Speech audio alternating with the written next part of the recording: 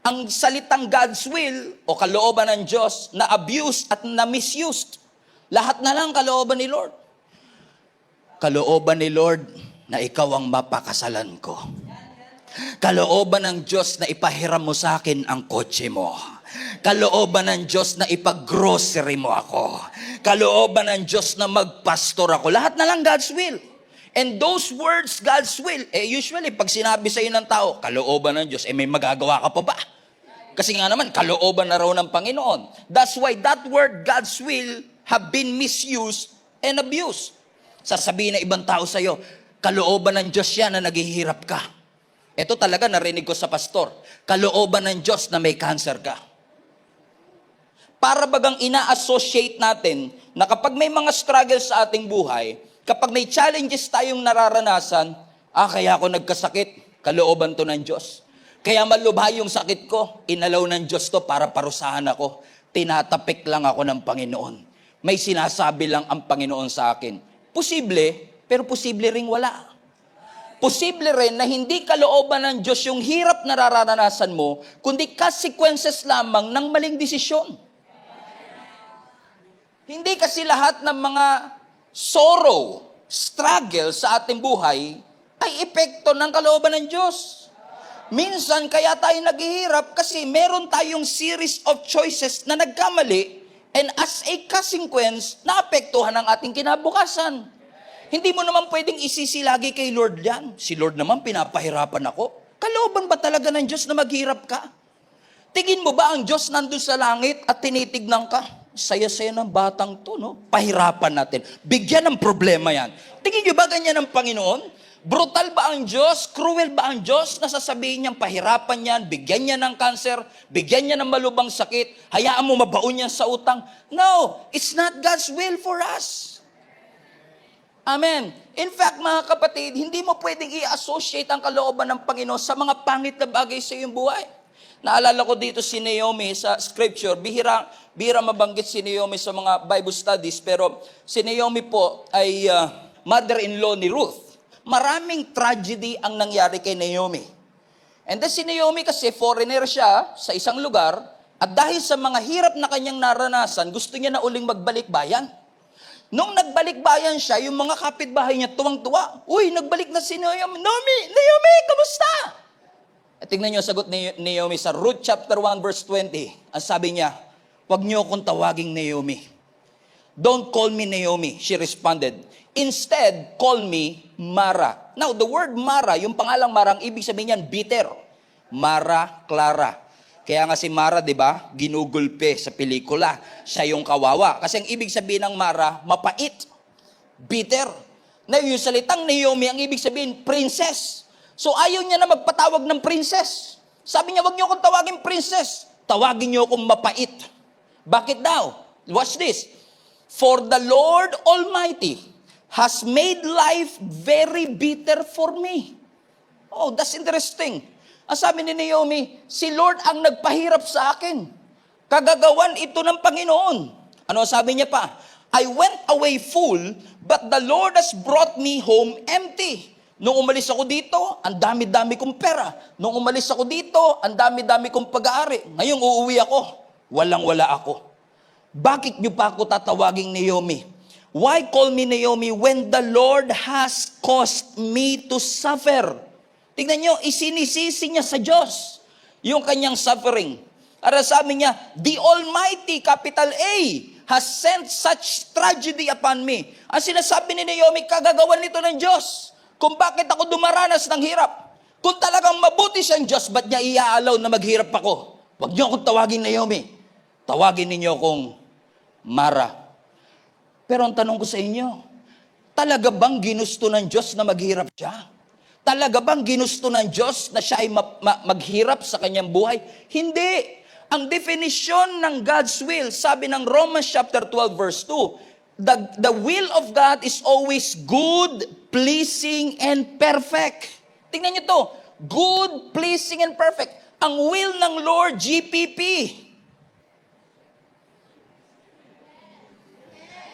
Ano yung GPP? Good, pleasing. So kapag tinanong ka, ano bang kalooban ng Diyos sa buhay ko? God's will for me is good.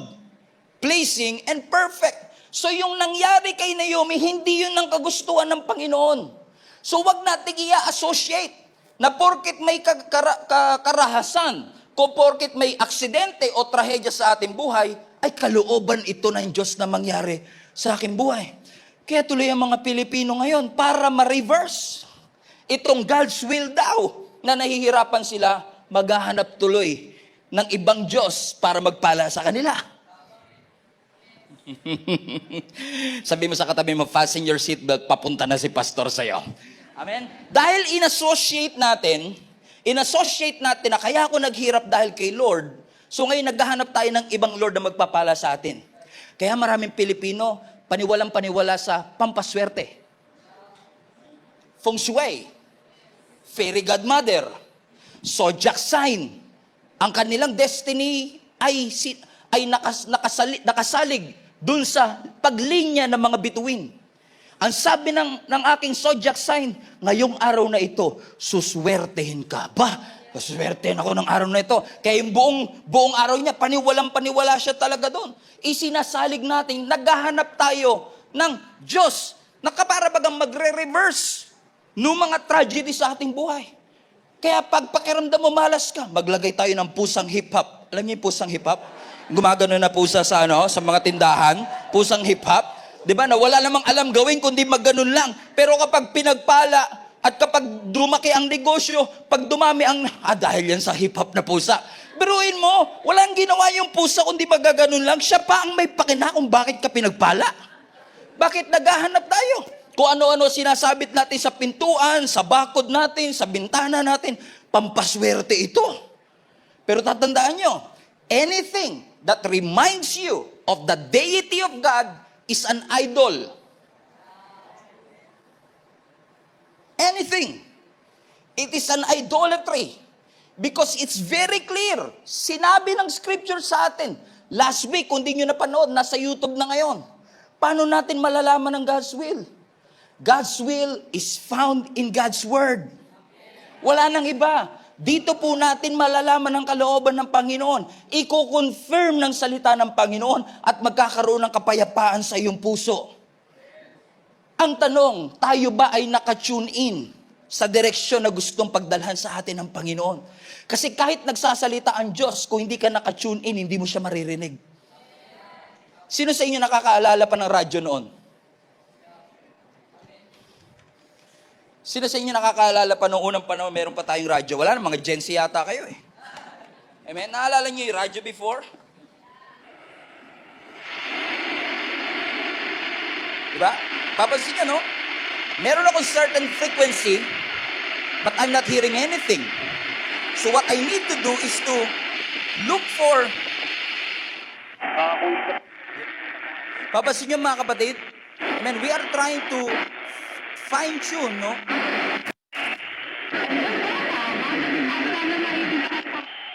So, papansin nyo mga kapatid, we cannot hear it clearly, pero alam natin meron doon. So, ang tanong, kapag pinihit ko ba to at narinig ko siya, ibig ba sabihin nun, ngayon lang nagkaroon ng radio station na yon? Hindi, matagal nang may radio station. Kanina pa siya nagsasalita, pero hindi ko siya naririnig kasi hindi ako naka-tune in sa frequency niya. So, hindi yan ngayon lang ginawa. Matagal nang meron doon, kanina pang umaga siya nagsasalita, pero hindi ko siya marinig. Bakit hindi ko siya marinig? Kasi mali yung frequency na meron ako. So, ibig sabihin, in order for me to really hear the voice of God, in order for me to have an accuracy, for my spiritual ears to hear the Word of God, I have to fine-tune and make sure that I'm on the right frequency. Naunawaan niyo mga kapatid. So it's very important for us to ask the question, so ngayon pag-uusapan natin, paano natin mai-improve yung ating accuracy to hear clearly the voice of the Lord? Pag-uusapan natin ngayon mga kapatid is, paano natin madidetect ang presensya ng Diyos? Paano ma-heighten yung ating ability to hear the Word of God?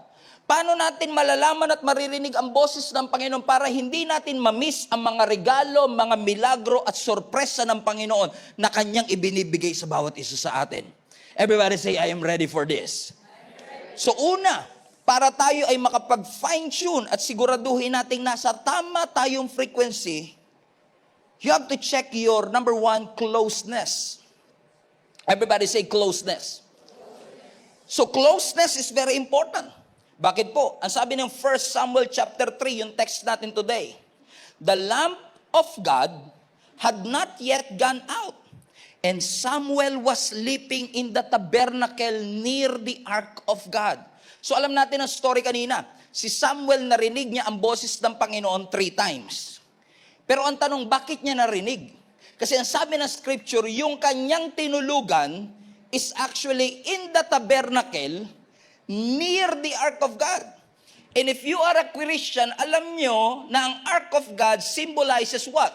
The presence of God. So yung proximity mo sa presence ng Lord ay magbibigay ng accuracy para marinig mong malinaw ang boses ng Diyos. At para sa lahat ng mga bashers ko dyan na kinukuha lang tong clip na to nilalagay sa TikTok, kaya tuloy nababash siya ko, wala naman akong kaaway, gusto ko lang sabihin na pag sinabi nating closeness, we are not referring to a physical demographic closeness. Na sinasabi, kaya siya kailangan pupunta, dapat pala nasa 6th floor ako para mas malapit sa langit, mas maririnig ko ang boses ng Panginoon. Ang sinasabi natin is yung spiritual closeness. Yung spiritual intimacy natin sa Panginoon. Yung proximity mo sa presensya ng Diyos ang susi para marinig mo ang kanyang boses. Bakit po? Kasi kahit ang Diyos tahimik, sagot ng Diyos yun. Even His silence is His answer. Even in His silence, He speaks. Kaya kapag ang Diyos nagsalita, kailangan focus tayo. Tune in tayo sa sinasabi ng ating Panginoon. At kung hindi ka magiging purposeful na maging close kay Lord, kung hindi mo gugustuhin na maging malalim ang relationship mo sa Panginoon, hindi mo mapipinpoint ang mga distractions sa iyong buhay. Tahimik ka. Amen? Bakit? Kasi kapag ikaw ay purposeful, alam mo, distraction lang to. Kung gustong-gusto mo talagang yumaman, alam mo yung mga bagay na hindi makakatulong sa pagyaman mo. Alam mo, distraction lang to. Nag-guess nyo? Naalala nyo pag may mga exam tayo before, in-announce yung exam 2 weeks ago, pero hindi ka muna magre-review? Kasi matalino ka eh. Scholar ka eh. Kaya magre-review ka on the night of the examination. At dahil on the night of examination, magkakraming ka, focus ka. Bawal kang istorbohin. Sabi ng nanay mo, magugas ka ng pigan. Ma, I'm studying. So, ibig sabihin, kaya mong mag-focus. So, alam mo na pwedeng may mga distraction. Alam nyo ang reason kung bakit maraming Kristiyano ngayon hindi makadiscern? Kasi hindi sila purposeful sa ginagawa nila para sa Panginoon. Hindi mo ma-eliminate ang mga distractions sa buhay mo kung hindi ka mamumuhay ng may purpose. You have a purpose. God has a plan for your life. Amen. And living in God's purpose benefits the next generation. Let me just tell you this. Kapag ikaw ay namuhay ng may purpose, kahit yung mga anak mo makikinabang. Kapag ikaw ay purposeful, pati mga apo mo makikinabang. In fact, the moment that you said yes to the Lord, maraming tao nag-benefit dahil sa yes mo.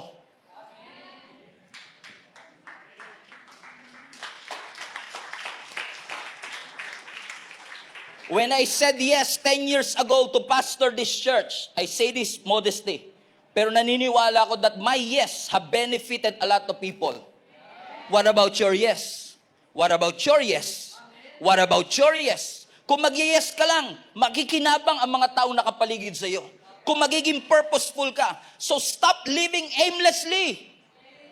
Live with a purpose. At ang purpose natin dito natin matatagpuan. Ito ang magko-correct sa iyo. Ito ang magtuturo sa iyo. Ito ang magpapaunawa sa iyo kung ano ang kalooban ng Diyos. Wala pong iba. Kaya pansinin niyo mga kapatid, every single Sunday, lagi kong ini-impart sa inyo ang importansya ng pagbabasa ng salita ng Diyos. Kasi si Pastor Stephen nagkakamali. Pero ito ang ating sandigan, hindi ho kami perpekto. Kahit po yung nakatayo sa stage na ito, nagkakamalit, nagkakasala din. May kahinaan din po kami. Tao din po ako. Pero kapag dito tayo nagtiwala, kahit bumagsak si Pastor Stephen, dahil dito nakasalig ang pananampalataya natin, it doesn't matter. Ano ang sabi ng 2 Timothy chapter 3 verse 16? All scripture is God-breathed. Hiningahan ng Panginoon, and the word of God is useful for teaching, useful for rebuking, useful for correcting, useful for training in righteousness. Pakibasa yung last part. So that the servant of God may be thoroughly equipped for every good work. So this is important. Sino sa inyo, pag binasa nyo to, binabasa din kayo? Ito lang po. Mahilig ako magbasa ng libro. Pero ito lang po yung klase ng libro, pag binasa mo, binabasa ka. Ito lang po yung klase ng libro na kapag pinag-aralan mo, pinag-aaralan ka. This is the smartest book in the world. So if you're just reading this for science, you're just reading this to prove our faith wrong, if you are just reading this for history, you're missing a lot. Pag binasa mo to, itinuturo ng Diyos sa iyo kung anong tama. At kapag binasa natin to, kapag mali ang ating ginagawa, itinutuwid tayo ng Panginoon. So ibig sabihin, every time I read the word, pinapakita ng Lord sa akin kung ano ang tamang daan at ano ang maling daan. Not necessarily yung bagong daan at dating daan. Pero ang tinuturo ng Diyos is yung tamang daan at yung maling daan. Family talk. Alam mo mga kapatid, problematic ang lahat ng nagkiklaim na Christian sila. Pero kapag nagkakasala, walang maramdamang conviction. If you are an authentic, genuine Christian, and when you sin, you don't feel conviction, something is wrong. Ang malupit pa dito, wala kang maramdaman pag nagkakasala, and I don't say that to condemn anybody, pero wala kang maramdaman pag nagkakamali ka, pero pag kinorek ka, offended ka. Bigla ka nagkaroon ng pakiramdam nung kinorek ka. Pero nung nagkakamali tayo, wala. Hindi ko to sinasabi dahil hindi ako nagkakamali. Nagkakamali po ako. Pero ang sinasabi ko, ginagawang manhid ng kasalanan yung puso natin. Huwag kayong pumayag. Ito po ang magtuturo sa atin ng tamang landas. Yung intimacy natin sa Panginoon, yun ang magdadala sa atin para mas lalo nating marinig ang tinig ng Diyos. Number 2, paano natin mapa-fine-tune at magiging accurate yung ating hearing ability sa Panginoon? Number 2, clarity. Ano yung una? Closeness. Number 2 is clarity. Ano sabi ng 1 Samuel chapter 3, verse 4? Suddenly, the Lord called out, Samuel! Yes. What is it? He got up, he ran to Eli, and he said, Here I am. Did you call me? Sabi ni Eli, hindi kita tinawag, bumalik ka sa iyong pagtulog. 3 beses ito nangyari, no? Si Samuel natutulog, tinawag siya ng Panginoon, watch this, narinig niya yung boses, pero hindi niya kilala. So malabo. Amen? Narinig ko, may narinig akong prompting, pero hindi ko sure. Akin ba yun? O si Lord na yung nagsasalita sa buhay ko? Agree? So sa panahon, ito ang tip ko sa inyo, sa panahon na malilito ka, saan ka pupunta? Facebook? Poll tayo. Survey lang po. Tingin nyo si Lord to? O ako lang to? No. You go back to the Word of God. Pastor, Gen Z na ngayon, 2023 na. These are 1,000-year-old scripture. Now, those people na nagsasabi noon, hindi nagbabasa nito.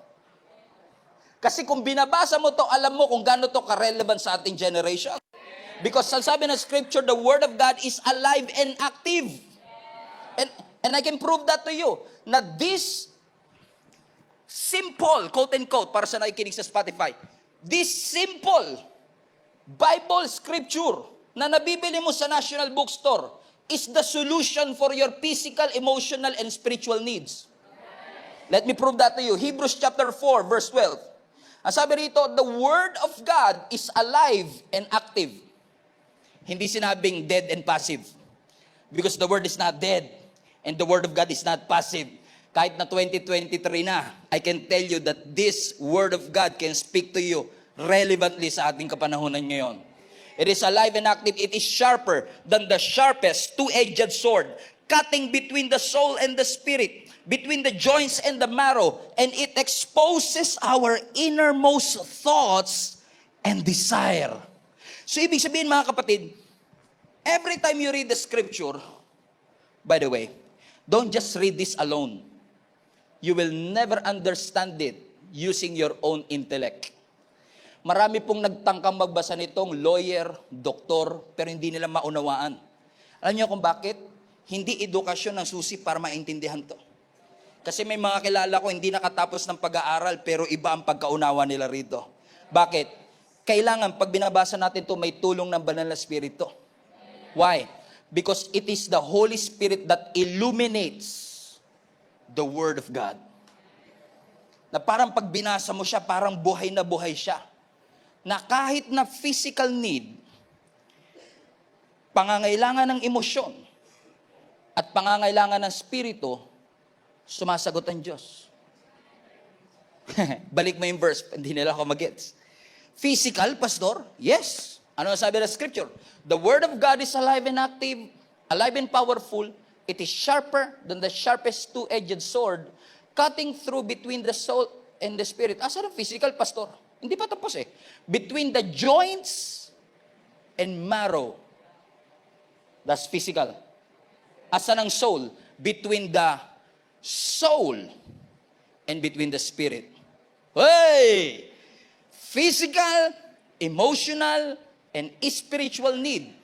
All are being addressed by the Word of God. And this Word of God exposes the innermost thoughts and desires.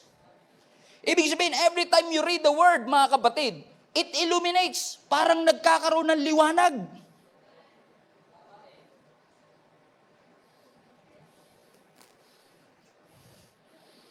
Halimbawa, pumasok ka sa isang kwarto, patay ang ilaw, kakadayet mo, nangayayat ka, di ba? Kakadayet mo, yung singsing mo nalaglag. Gumulong ngayon sa madilim na kwarto. Ano ang una-una mong gagawin? Buksan ang ilaw. Very good. Pagbukas mo ng ilaw, ang tanong ko, pagbukas mo ng ilaw, yung ilaw ba iilaw lang sa singsing mo? Hindi. Iilawan niya yung buong kwarto, at dahil may ilaw na yung buong kwarto, yung singsing mo makikita mo. Tapos magugulat ka yung pustiso mo, nalaglag din pala. Nagkakasi sinasabi ko, kaya kapag ang Word of God binasa mo, iilawan niya yung buong buhay mo para makita mo kung ano yung hinahanap mo. Listen, pero minsan kahit hindi mo hinahanap, papakita ng Diyos.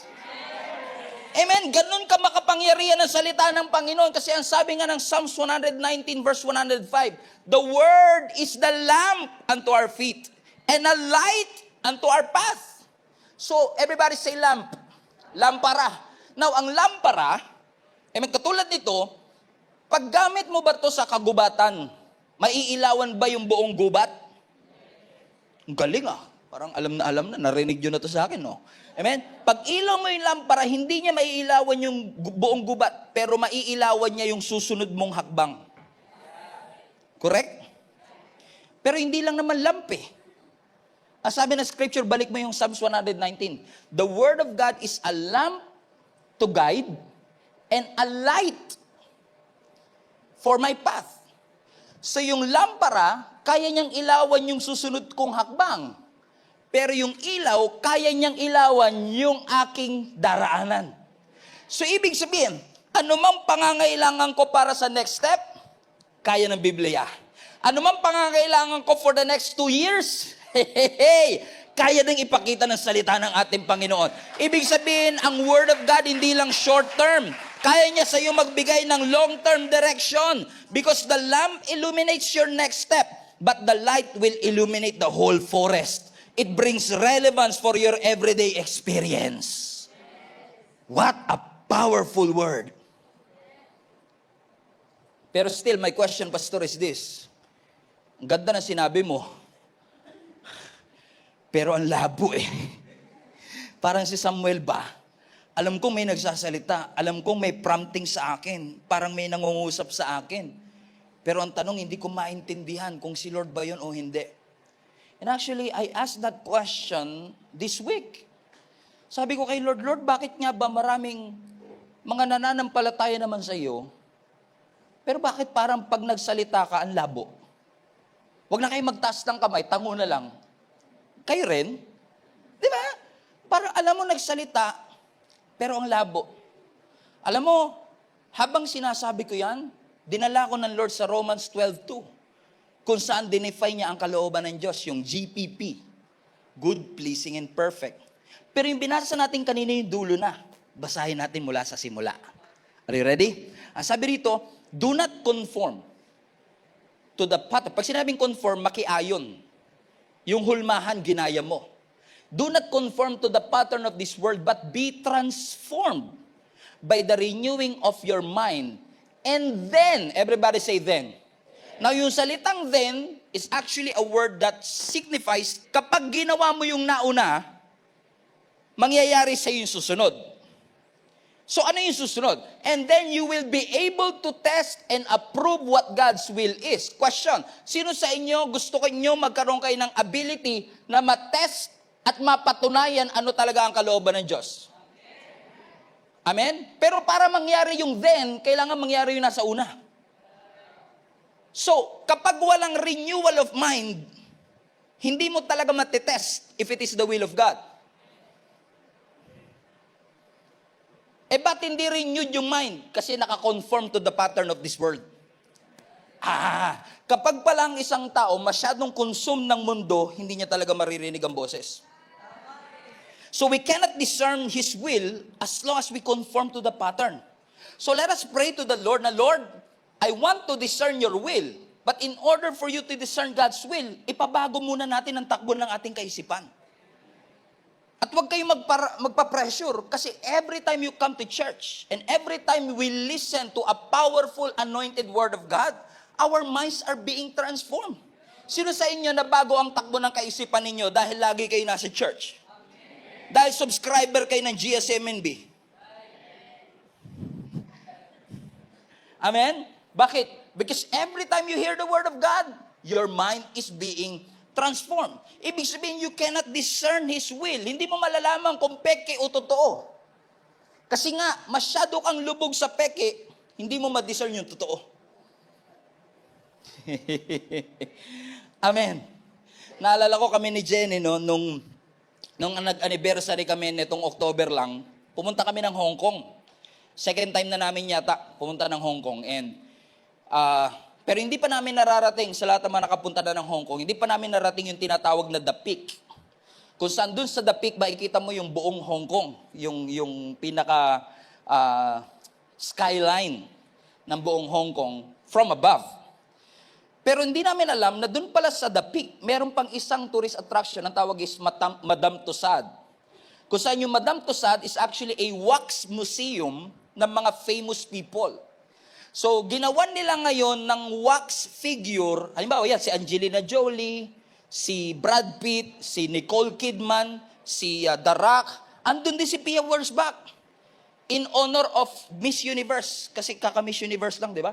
And then nandun din si Catriona Gray, na kung mapapansin nyo, lalo pag sa personal mo siyang tinignan, pag malayo, kala mo talaga totoo siya. Kaya minsan, dahil parang totoo, pag nagpa-picture ka, para talagang kasama mo siya. At sinubukan kong magsalita, kinamusta ko siya, kamusta Pia? Hindi siya nagsalita. Kasi kamukha niya si Pia, pero hindi siya buhay. So pag nagsalita ako, hindi siya magre-reply. Ano ang reason kung bakit minsan salita ka ng salita, wala nagre-reply? Baka mali. Yung iyong tinitignan na inakala mong totoo. You are looking for peace sa mga bagay na hindi makakapagbigay ng peace. You are looking for joy sa mga bagay na hindi makakapagbigay ng joy. Hindi porket nagbakasyon nakakapagpahinga. Lalo kung ikaw yung nagbayad. Hindi porket natulog tayo sa pinakamagandang kama ay guarantee na magkakaroon tayo ng malalim na... No. Amen? We can only find true rest, peace, and joy to the only source in the Word of God, which is alive. It may look the same, but it's not alive. Lalo po si Satan, fluent po yan sa pandaraya. Magaling pong mandaya yan, kapatid. Kaya kailangan nating ma-discern kung ano ang kalooban ng ating Panginoon. Because your ability to obey and hear the word of God is crucial for you to receive the miracles of the Lord. Let me repeat. Your ability to hear and obey is tied up to your miracle. Your ability to hear and obey is tied up to your breakthrough. Do you want breakthrough in your life?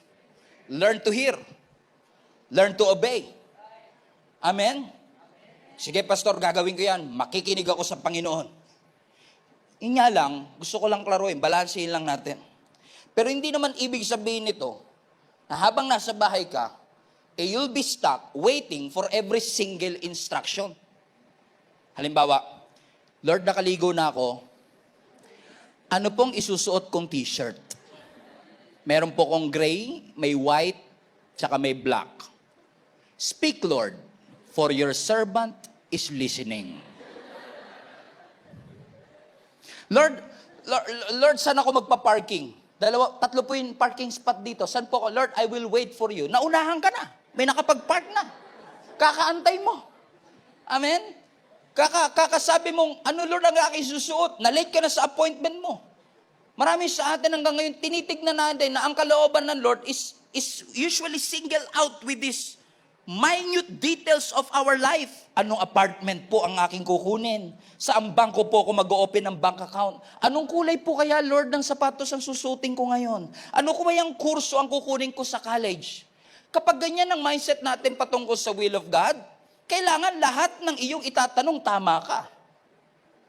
At kung maitama mo man lahat, ang bagal mo. Kasi every single decision, you have to ask God, is this your will? No. The guidance is the word of God. Let me repeat, the guidance is the word of God. Sino po kaya, Lord, ang papakasalan ko? The guidance is the word of God. Anong kurso po ang aking kukunin? Lord, reveal. Hanginan mo po. Hanginan niyo po. Hanginan niyo po, Lord. Ilagay mo po doon. Ilagay niyo po doon.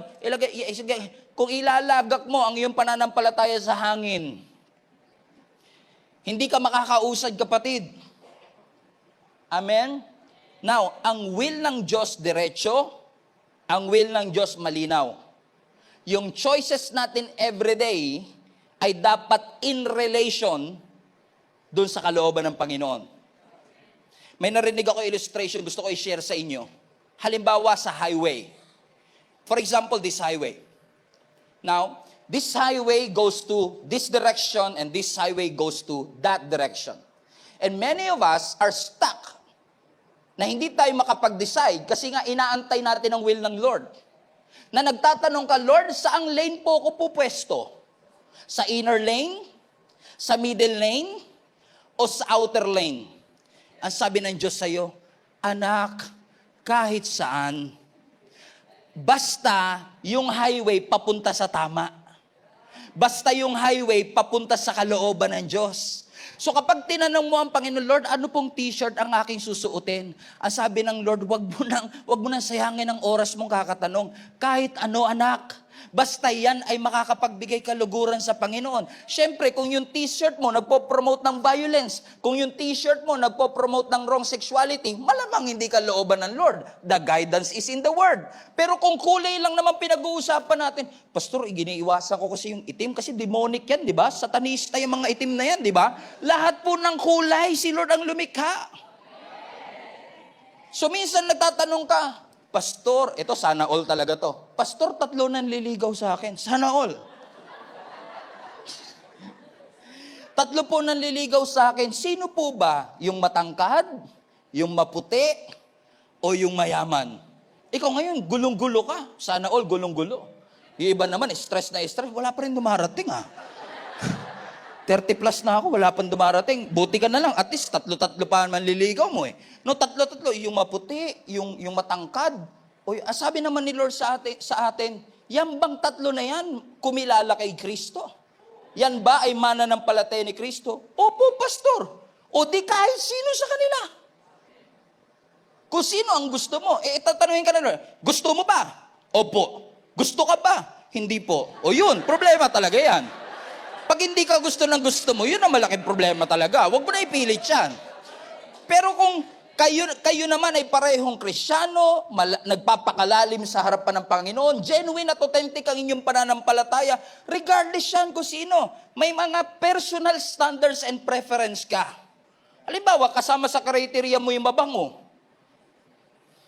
Siyempre, sino ba naman ang gusto na mabaho, di ba? Gusto mo mabango. Amen? Pero hindi na sasabihin ng scripture, ang pakasalan mo, yung mabango. Wala dyan sa Bible niyan. Amen? Pero may certain highway na sinasabi ang Panginoon. Ito yung direksyon na dapat mong tahakin. Ngayon, kung sino sa tatlo na yan, ikaw na bahala. Walang specific destiny sa karamihan ng mga bagay na pinagdadaanan natin. At sabihin natin, Lord, gusto ko na po mag-enroll. Ano po ba dapat? Architecture or business administration? Ang sabi ng Panginoon, anak, ang kalooban ko, makapagtapos ka ng pag-aaral. Architecture man yan, business administration man yan, engineering man yan, kung ano gusto mo, enroll ka. Basta ang kalooban ng Diyos, makapagtapos ka ng pag-aaral. So technically speaking, God's will is whatever. As long as papunta ito sa will ng ating Panginoon. Paano ko malalaman kung tama yung highway? The guidance is the word.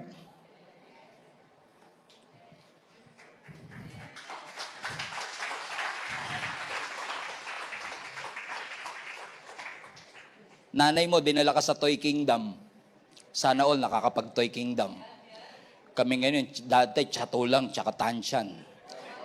Diba, naalala nyo yung panahon na yun, mga goma, mga Rio, rubber band, ganun lang laruan natin. Ngayon, dadaling ka sa Toy Kingdom. Assuming na dinala ka ng nanay mo sa Toy Kingdom, hindi kayo yung bata. Dinala yung bata sa Toy Kingdom. Di ba sasabihin ng nanay, anak, pili ka ng laruan gusto mo. Pero wag to. Di ba? Ang daming choices, pero may mga specific boundary. Because boundaries are key to healthy relationships. Hindi po pwedeng masasabi mo mahal ka na walang boundary. Lahat may boundary. Amen? So, sasabihin ng Panginoon, okay, anak, pwede mong piliin ng kahit anong laruan dyan, pero wag to, nakakakuryente to. Wag to, nakakahiwa ito. Wag to, baka malunok mo to, mabulunan ka. So, may mga pinipigilan ng Panginoon kasi makakasama sa'yo. So, kapag sinabi ng bata, gusto ko po to, makakahiwa sa'yo. Gusto ko po to, huwag mo ipipilit. Kasi marami namang inilaan ng Panginoon Ang sabi ng Lord kay Adam and Eve, pwede niyong kainin ng kahit anumang bunga ng puno dito sa Garden of Eden, except. Agree? Pwede kang pumunta sa lane na ito, wag lang sa highway na to. Komprende? So yun yung magbibigay sa atin ng clarity. Pero yung clarity, dependent sa intimacy. Kung hindi mo ito mababasa, hindi mo alam kung saan highway ka pupunta. So accuracy is found in your intimacy. Kapag alam mo ang karakter ng Diyos, alam mo kung paano niya i-handle ang circumstance, you know what would Jesus do? Alam mo, this is the will of God. Pero pag narinig mo, ay bitterness, pride, unforgiveness, hindi will ni Lord to. Amen? Alam mo kaagad kung anong will ng Panginoon Amen? Gusto niyo po bang maging klaro ang boses ng Diyos sa inyong buhay? Clarity. Gusto niyo bang magkaroon ng clarity? Open your Bible.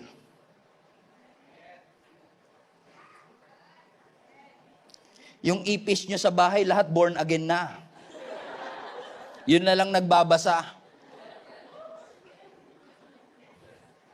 Gusto na nga magpa-water baptize nun.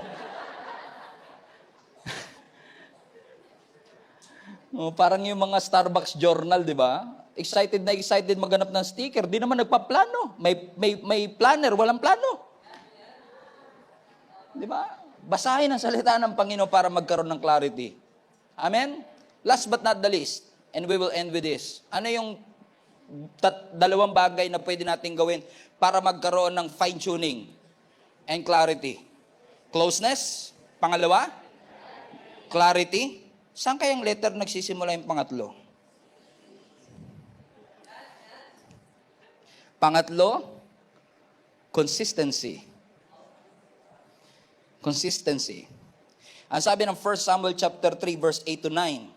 So the Lord called a third time. Everybody say third time is a charm. Amen. So the Lord called again for the third time. Amen? At sabi niya, once more, Samuel got up and went to Eli. And he said, "Here I am. Did you call me?" And Eli realized it was the Lord who was calling the boy. So notice mga kapatid, 3 beses siyang tinawag, hindi niya ma-recognize yung boses ng Lord, pero yung kanyang mentor, yung kanyang leader na si Eli, sabi niya na-realize, teka lang, hindi kaya si Lord na yung nagsasalita sa'yo? So hindi na-realize ni Samuel, pero na-realize ng kanyang leader. Pasinin niyo, ilang beses siyang tinawag? 3. Alam niyo kung bakit? Kasi kapag gusto ng Diyos kuwanin ang attention mo, yung pagtawag niya consistent. Paulit-ulit niyang babanggitin yun sa'yo. Ipapakita ng Diyos. Balik mo yung verse 1. Because ang sabi ng verse 1, nung panahon na yon, ang word of God is very rare. Pasinin niyo, no? Those days, messages from the Lord were very rare. Uncommon. Uncommon yung word of God. Pero nung gabi na yun, 3 beses nagsalita. Paano nangyari yun? Very rare siya, hindi nagsasalita ang Panginoon. Pero nung gabi na yun, 3 beses. Bakit? Gusto ng Diyos kuwanin ang atensyon ni Samuel. Ibig sabihin, if you want confirmation, kung yan talaga ang pagtawag ng Panginoon, ang God's confirmation is a series of confirmation. Ibig sabihin, kapag nakarinig ka ng so-called tinig, hindi lang yan 1 beses. Iko-confirm niya yan sa mga taong nakapaligid sa iyo. Iko-confirm niya yan sa mga circumstances ng buhay mo. Hindi ko alam kung nakaka-relate kayo. I don't want to be superficial. I just want us to live in the supernatural. Pero may mga pagkakataon, for example ako, Lord, ano ang gusto mong message namin na pag-aralan on Sunday? Amen? Hindi porke sabihin natin, kung ano mabuksan ko, Lord, yun na. Hindi. The Lord has to speak. And sometimes I receive a prompting to the Lord. Okay, Lord, you want us to talk about hearing God's voice. Pero pagbukas mo ng TV, biglang mangungusap sa'yo, hearing God's voice. Pag nagbasa ka ng magazine, hearing God's voice. Pag nakita mo sa Facebook, hearing. It is a consistent reminder. Kaya nakukonfirm mo kasi paulit-ulit. Naunaman niyo mga kapatid. Because God has the ability to use even yung mga taong nakapaligid mo sa'yo. Si Samuel, hindi niya ma-distinguish yung voice, pero ginamit ng Lord yung kanya leader. Kaya minsan, pag hindi mo marinig, hindi mo maintindihan, malabo, tanong mo leader mo. Tanong mo yung mga spiritual authority sa buhay mo. Kasi minsan, baka mamaya gustong-gusto mo lang, pero may nakikita sila na red flag. So, kung hindi siya confirm sa lahat, maaaring hindi. Sinasabi ng Panginoon sa bawat isa sa atin. You need mature believers in your life that will confirm the calling of God in your life. Lalo kung yung sinasabi mong boses ng Diyos, pinagpapastor ka. Pinagpapastor po ako ng Diyos. Pinapag-resign po niya ako sa trabaho para ako'y makapagpatuloy sa Panginoon. Sure ka bang si Lord talaga yan? O baka gusto mo lang ng platform? Kasi kung gusto ka talaga ng Lord na maging pastor, i-confirm niya yan sa maraming tao. Alam niyo, bago ako naging pastor, it took me 3 years to say yes. You know why? Because I have to confirm it to different people. And I don't want to ask them. Sila mismo ang lalapit sa akin. Tinatawag ka ng Lord na magpastor. Tinatawag ka ng Panginoon para bitawan mo ang trabaho mo at ikaw ay mag-full-time para sa ministry. It will be confirmed. Consistently. Paulit-ulit. Sino sa inyo pag nag-a-apply kayo sa mga government agency, magpe-present kayo ng ID? Halimbawa, kukuha ka ng driver's license. Tatanungin sa iyo ng mga nandun sa LTO. Sir, pakita nga pong ID. Hindi kaya nga po kukuha ako ng license para magka-ID po ako eh. Pero di ba, hihingihan ka ng ID. Minsan, yung ibang government agency, 2 valid IDs pa. Bakit 2 valid IDs? Kasi hindi porket nagpakita ka ng isang ID, confirm ang identity mo. Kailangan maging consistent yung ID number 1 sa ID number 2 para masabing ikaw nga talaga yon. So kung sa ID nga may confirmation and validity, dapat sa Word of God meron lalo. Na hindi ka lang satisfied sa isa, kundi, Lord, ano pa? Magbigay ka pa po ng series of confirmation para malaman kung ikaw talaga po ang nagsasalita sa buhay ko. Meron mo bang tinuturo ang Panginoon sa atin? Amen? Halimbawa, Hindi ako piloto, pero mahilig ako sa eroplano. Alam niyo ba mga kapatid na ang mga eroplano, tulad dito, bago siya lumanding, lalo kapag gabi, kailangan niyang ma-pinpoint yung runway. Narinig ko recently lang, merong isang flight papuntang Boracay, dahil mabagyo, pabalik-balik sila ng Metro Manila. Kasi nga, hindi ma-pinpoint ng piloto saan yung runway, hindi makita. Kasi importante pong napipinpoint yung runway, kung saan ka lalanding. Pero para ma-pinpoint mo kung saan yung runway, lalo kapag gabi, hindi porkit nakakita ka ng isang ilaw, doon ako lalanding. Halimbawa, nakita mo to, uy, runway na siguro dyan, landing tayo. Magugulat ka, bundok pala. Hindi katulad sa dagat, pag may lighthouse, isang ilaw lang, sapat na. Pero sa runway, kailangan may series of lights na tuloy-tuloy, consistent. At yun ang magsasabi sa yung nasa tamang runway ka. Komprende? So, ganun din sa will ng Lord. Kung yung piloto nga, maingat sa landing, dapat maging maingat ka rin kung ano magiging desisyon sa buhay. Para yung series of confirmation mula sa Panginoon, hanggat wala yung confirmation, wag mong ituloy. Kasi ang Diyos magko-confirm.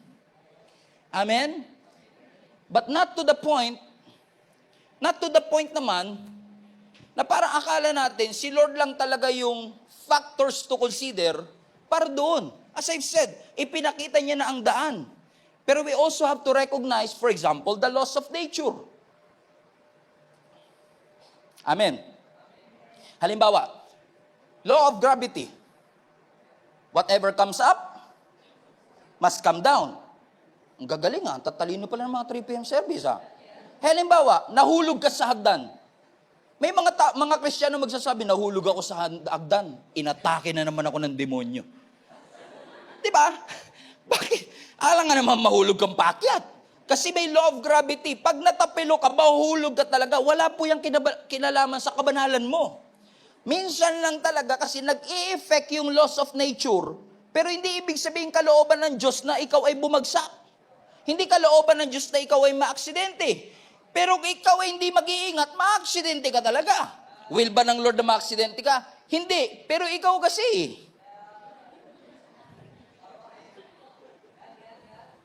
Diba? Ano ang sabi ng Genesis chapter 8:22? As long as the earth remains, there will be planting and harvest. Everybody say planting and harvest. So yung planting and harvest, law yan. Pag nagtanim, may aanihin. So huwag kang mag-expect ng ani kung wala kang tinanim. Huwag kang mag-expect ng promotion kung di ka pumapasok. Huwag kang mag-expect graduate kung di ka nag-aaral. Come on, laws of nature. Alam nga namang hindi ka nag-aral, 3 months kang hindi pumasok, Lord, makagraduate po ako. Sabi ng Lord, paano ka gagraduate? Hindi ka naman pumapasok ng school. Kasi sinasabi ko mga kapatid. Now, kalooban ba ng Diyos na bumagsak? Hindi, choice natin yun madalas. Lalo tayo minsan sa pagkain ba? Lalo ngayong Pasko na naman yan. Crispy pata, lechon, leche plan, lahat ng matataba, tsaka matatamis, lahat na maaalat, lahat lalagay mo. O anak, mag-pray ka na, pasalamatan mo ang Panginoon. Yes, Nay. Lord, maraming pong salamat sa mga pagkaing nasa aming harapan. Dalangin po namin, ito'y magsilbing kagalingan at kalusugan sa aming katawan. Sabi ng Lord, paano magiging kalusugan yan? Bakit may laws of nature? Pag di ka kumakain, mangangayayat ka. Pag kumakain ka ng taba, magkaka-fatty liver ka. Kalooban ba ng Diyos na magka-fatty liver tayo? Talagang ikaw nagsasabi niyan, Pastor, lahat tayo damay-damay na to. Amen. Hindi kalooban ng Diyos sa tayo magkasakit, pero minsan may laws of nature that is taking place. Amen. Tingnan nyo ang eroplano, ang laki-laki niya, paano siya nakakalipad? Diba? Paano yan nakakalipad? Ang laki-laki niyan. Tayo nga, mas maliit pa dyan, hindi makalipad.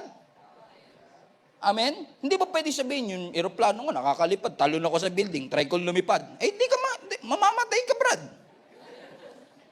Amen? Bakit merong laws in place? Paano nga lumilipad? Pastor, may law of gravity, di ba? Everything must come up, must come down. Yes, pero above the law of gravity, merong law of aerodynamics. Okay? So, ang ginagawa ng magle-lesson tayo, okay? Yung mga aeroplano, they have to reach a certain speed. And with the right wing shape, with the right thrust and lift, makakalipad sila, masusurpass nila yung law of gravity, at papasok sila sa bagong law, ang tawag aerodynamics. Kaya kanila nilang isustain ang kanilang sarili sa ere for hours. So ang law of gravity is taking place here, pero pagdating dun sa ataas, the law of aerodynamics, design ng Diyos yun. Hindi mo yun pwedeng baguhin. Ibig sabihin, you must cooperate. At hindi mo pwedeng sabihin, huwag kayong mag-alala. Dahil ako'y pastor, hindi babagsak ang eroplanong ito. Eh bakit? Wala bang eroplano na may pastor na nakasakay? Di ba? May mga bumagsak na eroplanong may pastor na nakasakay. So hindi porket tayo ay mananampalataya at pastor, ay automatic, o ligtas mo na yan. Bayaan mo, kahit na lasing yung piloto, hindi yan mapapahamak. Kahit na puyat yung piloto, hindi yan mapapahamak. Kahit umusok pa yung lahat ng engine yan, hindi yan babagsak. Kasi nga, pinurotektahan ng Panginoon yan. Hindi, may laws of gravity. Hindi porket Kristiyano tayo, yung mga laws na ito, bigla na lang mawawala dahil ginusto natin. Halimbawa, tumalong ka sa dagat, may pating. Nakita mo yung pating, takbo ka ngayon. Eh napansin mo, mahahabol ka ng pating. Baby shark hanggang lolo shark. Grandpa shark, di ba? Eh yung music pa naman, bilis, di ba? Talagang Grandpa shark. Eh, hinahabol ka ng grandpa shark, papa shark, daddy shark, ng baby shark, lahat hinahabol ka. Pwede ka bang huminto sabihin, oy, wag niyo akong kagatin, Christian ako ha?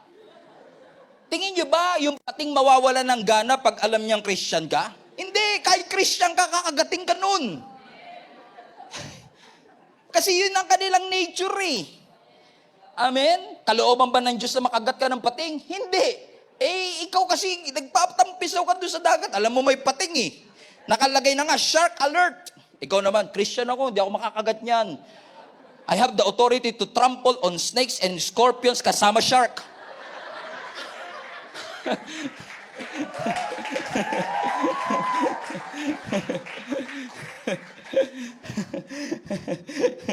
Wala. Natawa rin ako sinabi ko. Bakit ko yung sinasabi mga kapatid? Kasi we have to understand. May kalooban ng Panginoon sa ating maganda. Pero meron din pong effect yung ating mga actions and choices. Amen? Hindi porkit binasted ka, kalooban ng Diyos na mabasted ka. Eh baka hindi mo lang ginalingan sa panliligaw. Baka hinatid mo hanggang kanto lang. Hindi mo hinatid hanggang bahay. Di ba? Nagpaputok ka ng New Year, pampaalis ng malas. Ikaw ang naputukan, sino malas? Ikaw!